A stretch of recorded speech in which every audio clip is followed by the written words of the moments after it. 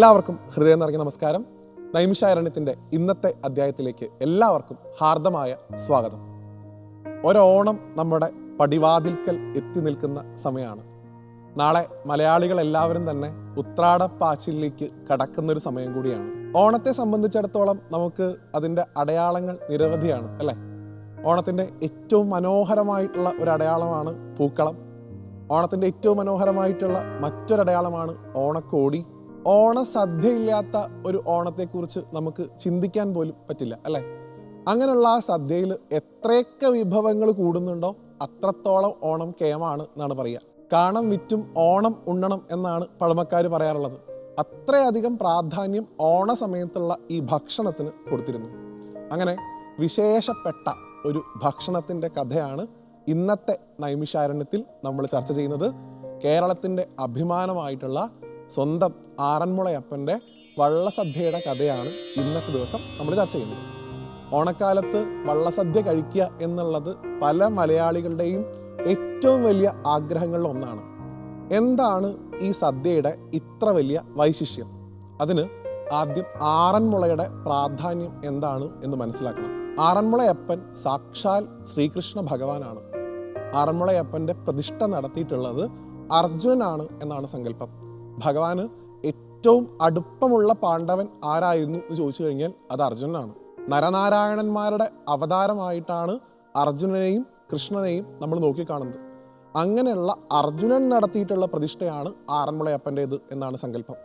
ആ ഭാവം എന്താണ് എന്നുകൂടി മനസ്സിലാക്കുക.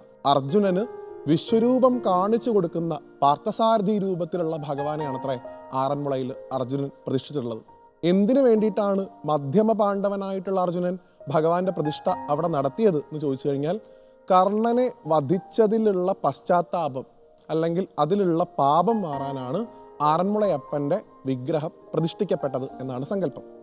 അതിൻ്റെ ചരിത്രപ്രധാനമായിട്ടുള്ള വശത്തേക്ക് നോക്കിയാൽ നിലയ്ക്കലുണ്ടായിരുന്ന ആ ക്ഷേത്രത്തിലെ വിഗ്രഹം 6 മുളകൾ കെട്ടിയിട്ടുള്ള ഒരു ചങ്ങാടത്തിൽ ആറന്മുളയിലേക്ക് കൊണ്ടുവന്നു അവിടെ പ്രതിഷ്ഠിക്കപ്പെട്ടു എന്നുമാണ് കഥ. അതുകൊണ്ട് അതിന് ആറന്മുള എന്ന് പേര് വരികയും ചെയ്തു. അങ്ങനെയുള്ള ആറന്മുളയപ്പൻ്റെ ഏറ്റവും ഇഷ്ടപ്പെട്ട വഴിപാടുകളിൽ ഒന്നാണ് ഈ വള്ളസദ്യ എന്ന് വിളിക്കുന്നത്. ഭഗവാന്റെ തിരുവോണത്തോണിക്ക് അകമ്പടി വന്നിരുന്ന ആളുകൾക്ക് കൊടുക്കുന്ന ഒരു സമർപ്പണമാണ് യഥാർത്ഥത്തിൽ ഈ വള്ളസദ്യ എന്ന് പറയുന്നത്. 65 മുതൽ 70 മുകളിലേക്ക് വരെ വിഭവങ്ങൾ ഉണ്ടായിരിക്കും വള്ളസദ്യയിൽ നിന്നാണ് സങ്കല്പം. അത്രയധികം കേമപ്പെട്ട ഒരു സദ്യയാണത്. ഈ ഒരു സദ്യ നടത്തുന്നത് എന്തിനു വേണ്ടിയിട്ടാണ്? ആഗ്രഹ സാഫല്യത്തിന് വേണ്ടിയിട്ടാണ് അത്രേ ഭക്തജനങ്ങൾ തിരുവാറന്മുളയപ്പന് വള്ളസദ്യ നേരാറുള്ളത്. വള്ളസദ്യയുടെ ചടങ്ങുകൾ അതികാലത്ത് തന്നെ ആരംഭിക്കും.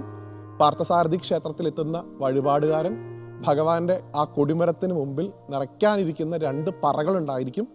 ആ പറകളിലേക്ക് നെല്ല് ചൊരിഞ്ഞുകൊണ്ടാണ് ആറന്മുള വള്ളസദ്യയുടെ ചടങ്ങുകൾ തുടങ്ങുന്നത്. അതിൽ ഒരു പറ ഭഗവാനും ഒരു പറ വള്ളക്കാർക്കും എന്നാണ് സങ്കല്പം. അതിനുശേഷം പള്ളിയോടത്തിൻ്റെ ദേശത്ത് ചെന്ന വഴിപാടുകാരൻ അവരെ യാത്രയാക്കുന്നു. തിരിച്ച് അദ്ദേഹം ക്ഷേത്രത്തിൽ വന്ന് അവരെ വരവേൽക്കുന്നു. ഈ യാത്രയൊക്കെ വളരെ ഗംഭീരമാണ്. ഏറ്റവും പ്രധാനപ്പെട്ട വഞ്ചിപ്പാട്ടുകളൊക്കെ പാടിക്കൊണ്ടാണ് വള്ളസദ്യക്കുള്ള വഴിപാടുകാരുടെ ക്ഷണം സ്വീകരിച്ചിട്ടുള്ള ദേശക്കാർ ക്ഷേത്രത്തിലേക്ക് എഴുന്നള്ളുന്നത്. അവരെ പുകയില, വെറ്റില, മാല തുടങ്ങിയിട്ടുള്ളത് കൊടുത്ത് സ്വീകരിച്ച് വള്ളപ്പാട്ടുകളുടെ അകമ്പടിയോടുകൂടി ഭഗവാന്റെ തിരുമുമ്പിൽ കൊണ്ടുവന്ന് അവരെ നമസ്കരിപ്പിച്ച് അവരുടെ കയ്യിലുള്ള മുത്തുക്കൊടയും വഞ്ചിയുടെ തുഴയും അവിടെ സമർപ്പിച്ചിട്ടാണ് വള്ളസദ്യയുടെ ചടങ്ങുകൾ തുടങ്ങുന്നത്. വള്ളസദ്യയുടെ ഏറ്റവും മനോഹരമായിട്ടുള്ള കാഴ്ച എന്ന് പറയുന്നത് ഓരോ വിഭവങ്ങളും വള്ളസദ്യക്ക് വന്നിട്ടുള്ള ദേശക്കാർ ആവശ്യപ്പെടുന്നത് മനോഹരമായിട്ടുള്ള വഞ്ചിപ്പാട്ടുകളുടെ താളത്തിലാണ്. തൈര് വേണ്ടവർ തൈരിനെ പാടി വിളിക്കുന്നത് കേൾക്കാം. പായസം വേണ്ടവർ പായസത്തെ പാടി വിളിക്കുന്നത് കേൾക്കാം. കേരളത്തിൻ്റെ മലയാളിയുടെ മനോഹരമായിട്ടുള്ളൊരു സംസ്കാരത്തിൻ്റെ മുഖമാണ് യഥാർത്ഥത്തിൽ ആറന്മുള വള്ളസദ്യ നമുക്ക് കാണിച്ചു തരുന്നത്. ഓണം തന്നെ കേരളീയരുടെ ദേശീയോത്സവമാണ്, നമ്മുടെ പൈതൃകമാണ് എന്നാണല്ലോ നമ്മൾ വിശ്വസിക്കുന്നത്. അതിൻ്റെ ഏറ്റവും മനോഹരമായിട്ടുള്ളൊരു ദൃശ്യം നമുക്ക് കാണാൻ സാധിക്കുക ആറന്മുള വള്ളസദ്യയിലാണ്.